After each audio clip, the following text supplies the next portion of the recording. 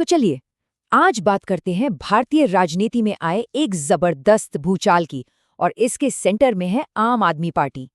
देखिए, इस एक खबर ने दिल्ली से लेकर पंजाब तक की सियासत में बड़ी जोरदार हलचल मचा दी है। बस यही वो लाइन थी जो एक प्रेस कॉन्फ्रेंस के बाद हर तरफ छा गई और जिसने पॉलिटिकल सर्कल में जैसे तूफान ही ला दिया। तो चलिए सीधे मुद्दे पर आते हैं और समझते हैं कि आखिर ये सब हुआ क्या।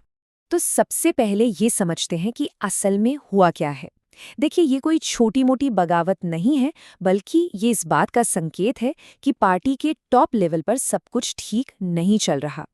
जी हाँ, कोई एक या दो नहीं बल्कि तीन सिटिंग राज्यसभा सांसदों ने एक साथ पार्टी छोड़ दी। और सोचिए, ये किसी भी पॉलिटिकल पार्टी के लिए कितना बड़ा झटका होगा।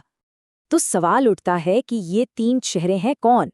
देखिए, इनमें सबसे बड़ा नाम है राघव चड्ढा का, जो पार्टी का एक बहुत ही जाना माना चेहरा रहे हैं, और उनके साथ है संदीप पाठक और अशोक मित्तल। इन तीनों ने मिलकर एक प्रेस कॉन्फ्रेंस की और अपने इस्तीफे का ऐलान कर दिया। लेकिन रुकिए, कहानी यहीं खत्म नहीं होती। उनका दावा तो यह है कि ये फैसला सिर्फ 3 लोगों का नहीं है, बल्कि उनके साथ आम आदमी पार्टी के कुल 8 सांसद हैं जो इस मूव को सपोर्ट कर रहे हैं। और इस दावे ने इस पूरी बगावत को और भी ज्यादा सीरियस बना दिया है। तो अब आते हैं सबसे बड़े सवाल पर, आखिर ऐसा हुआ क्यों? इस पूरी बगावत के पीछे की असली वजह क्या है?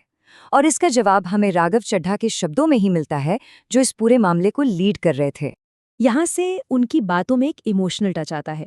उन्होंने पार्टी के साथ अपने गहरे जुड़ाव की बात की, सालों की मेहनत की बात की। मतलब इन शब्दों से साफ पता चलता है कि ये फैसला उनके लिए कितना मुश्किल रहा होगा। और हाँ, ये समझना बहुत जरूरी है कि राघव चड्ढा सिर्फ एक नेता नहीं थे, वो पार्टी के फाउंडिंग मेंबर्स में से एक थे। मतलब वो उस सोच का हिस्सा थे जिसके साथ इस पार्टी की नींव रखी गई थी। चड्ढा का कहना है कि पार्टी अपने असली रास्तों से, अपने सिद्धांतों से पूरी तरह भटक गई है। उन्होंने साफ साफ कहा कि पार्टी के शुरुआती वादों और आज की हकीकत में जमीन आसमान का फर्क है। मतलब जो पार्टी करप्शन खत्म करने आई थी, आज वो खुद करप्ट लोगों के हाथ में है।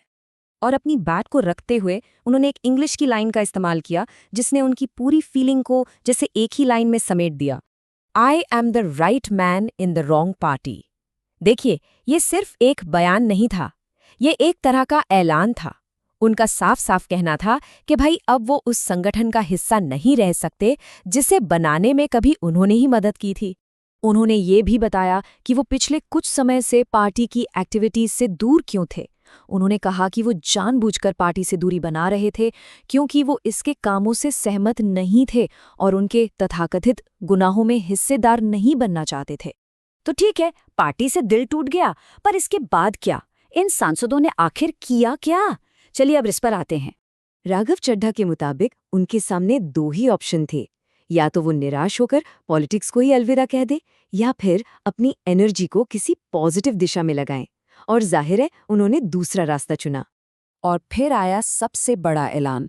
उन्होंने कहा कि क्योंकि राज्यसभा में ऐप के 2/3 यानी 2/3 सांसद उनके साथ हैं, इसलिए वो भारतीय संविधान के हिसाब से अपनी पार्टी का मर्जर मतलब विलय सीधे भारतीय जनता पार्टी यानी बीजेपी में कर रहे हैं। पर सवाल ये है कि बीजेपी ही क्यों? इसके लिए उन्होंने कई वजहें गिनाई, जैसे केंद्र सरकार के मजबूत फैसले, प्रधानमंत्री मोदी की लीडरशिप, गृह मंत्री अमित शाह के संकल्प, इन सब की तारीफ की और देश को आर्थिक तौर पर मजबूत बनाने जैसे कदमों को अपने फैसले का आधार बताया। तो अब जब ये इतना बड़ा पॉलिटिकल स्टेप ले लिया गया है, तो आगे क्या होगा? चलिए इस पूरी बात को खत्म करने से पहले जरा आगे की राह पर भी एक नजर डाल लेते हैं। एक बहुत जरूरी बात, राघव चड्ढा ने अपने वोटर्स को एक भरोसा दिलाया है। उन्होंने साफ कहा है कि भले ही उनकी पार्टी बदल गई हो, लेकिन संसद में आम लोगों के मुद्दे उठाने का उनका जोश और कमिटमेंट बिल्कुल वैसा ही रहेगा। तो आखिर में ये पूरा विश्लेषण हमें एक बड़े सवाल पर लाकर छोड़ देता है।